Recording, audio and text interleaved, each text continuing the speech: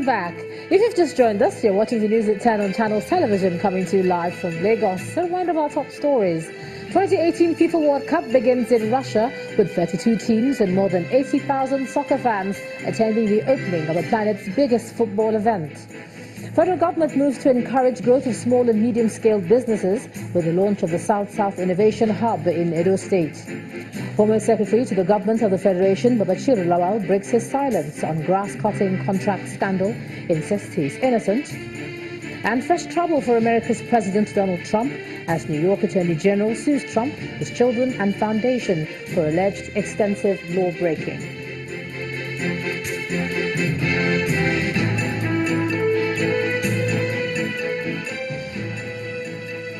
ChannelsTV.com has more information for you, and on youtube.com/channelsweb you can watch our videos. You can also watch us on your mobile device via your browser or download the Channels TV app for Android, iOS and Windows devices from their respective stores. Besides giving you access to news updates on the go, the Channels TV and Channels 24 app has an eyewitness feature that you can use to share pictures, videos or news of happenings around you. Just install the app, then tap and swipe to reveal the menu, and then follow the instructions. A former Secretary to the Government of the Federation, Mr. Babachir Lawal, who was fired over a grass-cutting contract scandal, has been speaking on his removal from office. In an exclusive interview granted to Channels Television's hard copy, Mr. Lawal says he is innocent of the allegations levelled against him. On the findings of the committee headed by the Vice President, Professor Yemi Osinbajo, which were the grounds on which he was fired, Mr. Lawal says he cannot comment as he's yet to cite or get a copy of the findings.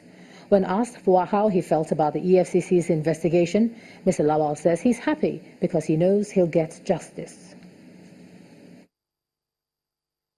I like it. In fact, all along I had always wanted EFCC to be involved because you see, EFCC has the capacity, both in equipment and personnel, to get to the truth.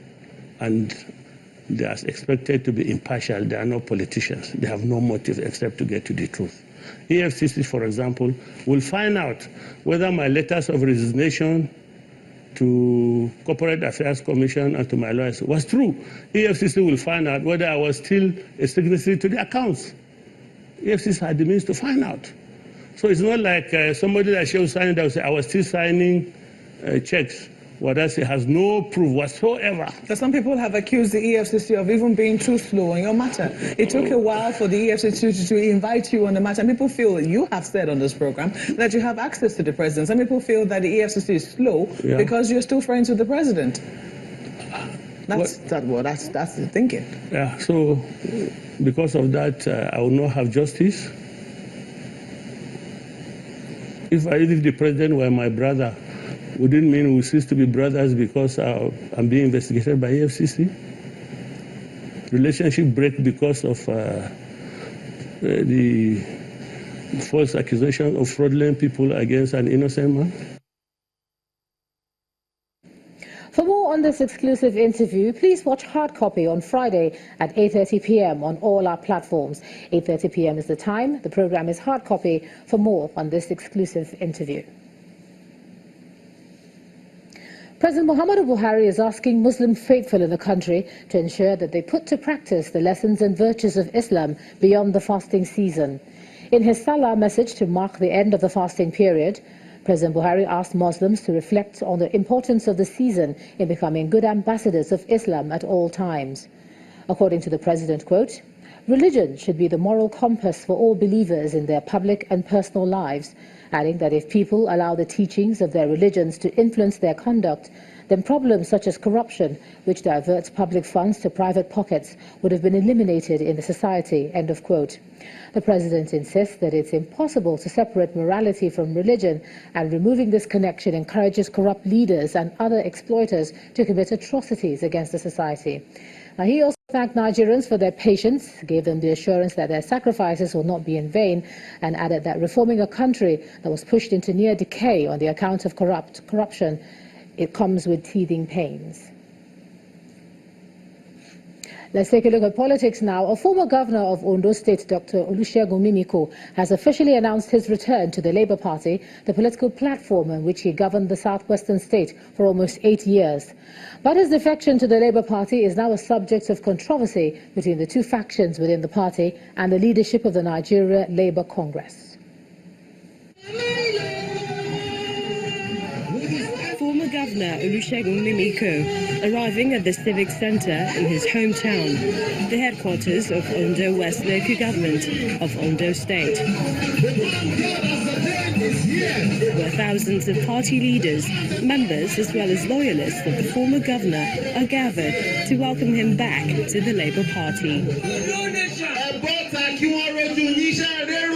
Olusegun Mimiko, who left for the People's Democratic Party (PDP) shortly before completing his second term in office, gives reasons for his return. Using the platform of Labour Party, we demonstrated for 8 years in Ondo State what it means for government to be pro-people.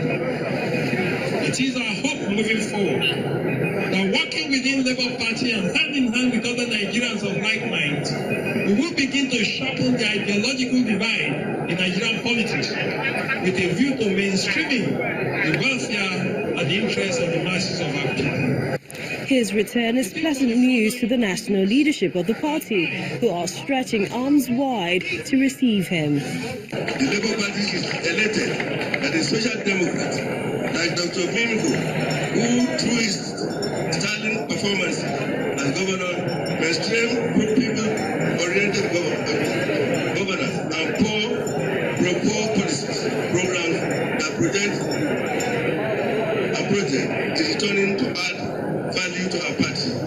But that reception doesn't seem to be the idea of everyone in the party, as another faction describes it as unfortunate.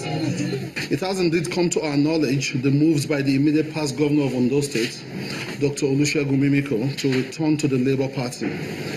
Nigerian workers, the party of the Nigerian workers, wish to put a disclaimer to this ill-fated adventure. Labour Party, as we stand, does not have any candidates or candidates in the forthcoming governorship elections in Ekiti State. INEC, workers, and the Ekiti electorate should not allow themselves to be deceived by the antics of political impostors. While the ayes and the nays continue, one thing is certain, that the former governor looks happy that he has a place in the party he once deserted. Let's cross over to Abuja now. Here's Makwe Ogun. Makwe. Hello, Ijoma. You look very well. The World Health Organization says Nigeria needs about 500,000 units of blood to meet its national blood transfusion needs, which is placed at 1.8 million units. The country representative of WHO explains that Nigeria's blood bank is significantly insufficient to meet the daily demands for blood in the country. The Ministry of Health, Professor Isaac Adewale, however, says that the government is committed to drive voluntary blood donation campaign, as only 10% of total blood donated in Nigeria are from unpaid donors. Please sit down. The Minister of Health, top officials of the ministry, as well as development partners are all seated here at the conference room of the Minister of Health in Abuja. The conference room is filled with people wearing red face caps and T-shirts as Nigeria joins the rest of the world to mark the 2018 World Blood Donor Day. Officially declared by the World Health Organization in 2004, the 14th day of June every year is observed to raise global awareness of the need for safe blood, thank donors, and intensify international drive for voluntary blood donation. Every year, a representative of the World Health Organization, as well as some other participants at this event, highlight why there is an urgent need to intensify the campaign for voluntary blood donation in Nigeria. There is currently a gap of 500,000 blood units annually to meet the blood needs of Nigerians, considering our population size. Therefore, more needs to be done to increase voluntary blood donation. You will agree with me, distinguished ladies and gentlemen, that with activities of insurgents in the recent past, it has become more expedient for our blood banks to be adequately stocked to save blood at all times. Although an estimated 100,000 Nigerians have donated blood since 2004, the nation's blood transfusion needs have not reached the required target, just as the Minister of Health stresses the importance of proper screening for donated blood. May I inform you that Nigerians' estimated blood need is about 1.8 million units of blood per annum.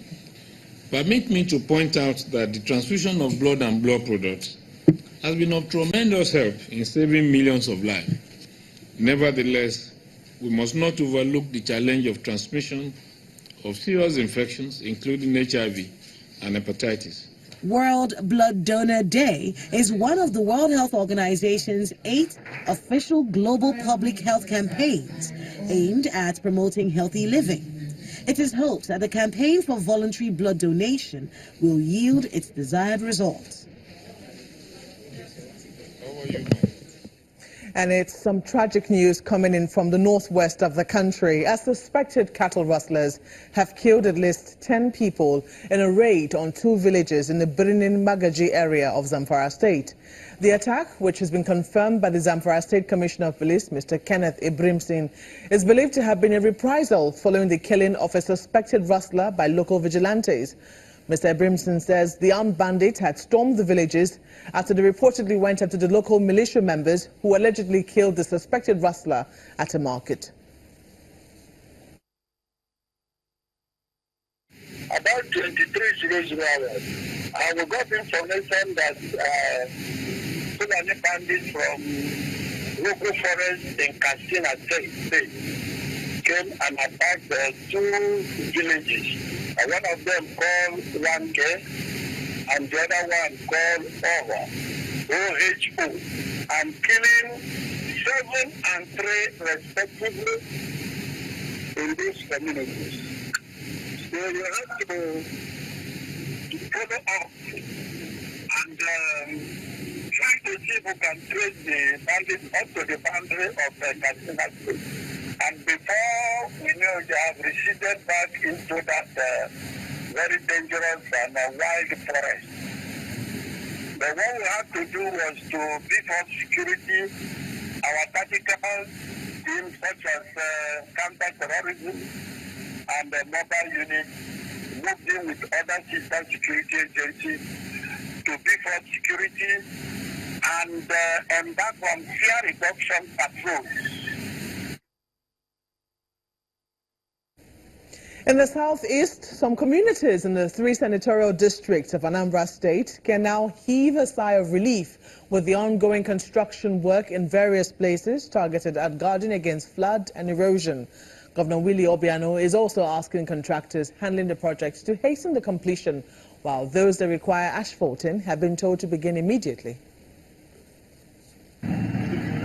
It's all about work in Anambra State, and Governor Willie Obiano is out and about ensuring all is going accordingly. His first stop is the Iyala local government area, where a 5.3-kilometer stretch of road is under construction.